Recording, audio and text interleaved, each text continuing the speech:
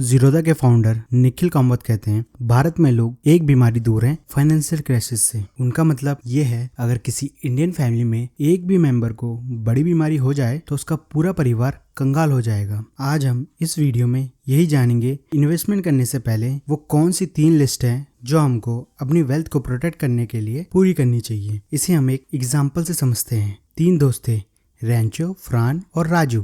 तीनों के college pass करने के बाद एक अच्छी सी जॉब लगती है और तीनों डिसाइड करते हैं कि जितना जल्दी हो सके हमें इन्वेस्ट करना चाहिए ताकि लॉन्ग टर्म में हमारी वेल्थ अच्छी बने।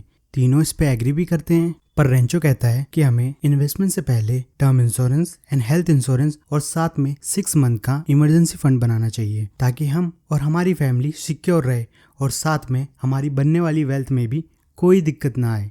फ्रान ये बात सुनकर एग्री हो जाता है, पर वो सिर्फ अपने लिए 6 मंथ का ही इमरजेंसी फंड तैयार करता है, बाकी 2 पॉइंट्स को वो इग्नोर कर देता है। वहीं राजू रेंचो की बात सुनकर उस पे हंसने लगता है और बोलता है, अगर मैं सारा पैसा इन्हीं तीनों चीजों में बर्बाद कर दूंगा तो इन्वेस्ट कहाँ से करूंगा। फिर कुछ सालों बाद फ्रान रेंचो से मिलता है। वो देखता है रेंचो एक अच्छी सी गाड़ी से वहाँ आया है, जिसे देखकर फ्रान कहता है, तुझे देखकर लगता है तूने इन सालों में इन्वेस्टमेंट से अपनी वेल्थ जनरेट कर ही दी। उस पर रेंचो कहता है, हाँ भाई, पर स्टार्ट तो तूने भी किया था, तेरा पोर्टफोलियो का क्या हुआ। इस पर फरहान कहता है, भाई मैंने स्टार्ट तो किया था, पर कुछ साल पहले मुझे एक बड़ी बीमारी हो गई थी, मेरी सारी इन्वेस्टमेंट उसमें चली गई और मैं अब 0 से स्टार्ट कर रहा हूँ। फिर रेंचो राजू के बारे में पूछता है। फरहान उसे इस पे बताता है कि राजू की 5 साल पहले ही बीमारी से डेथ हो गई थी। उसकी फैमिली के पास सही से खाने के लिए रोटी तक भी नहीं है। हाँ दोस्तों, ये कहानी मैंने मन से बनाई है, पर होता क्या है, लोगों को लगता है वेल्थ बनाना मतलब सिर्फ इन्वेस्टमेंट करना। बट अगर इन्वेस्टमेंट करना चाहते हो तो आपको इन्वेस्ट करने के लिए पहले ये 3 चेकलिस्ट पूरी करनी होगी। पहला है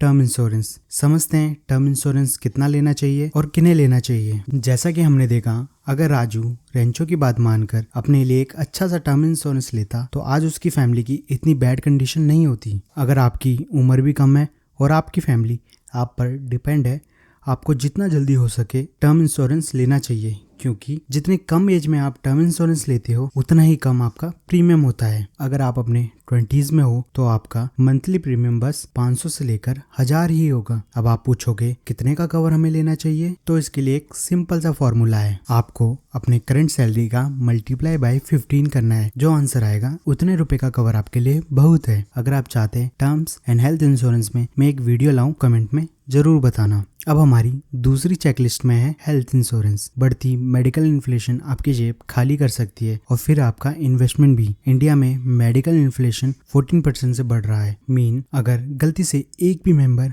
हॉस्पिटलाइजेशन होता है तो आपको फाइनेंशियली रिकवर होने में कई साल लग जाएंगे। आज ही एक बेस्ट हेल्थ इंश्योरेंस अपनी और अपनी फैमिली के लिए जरूर ले लें।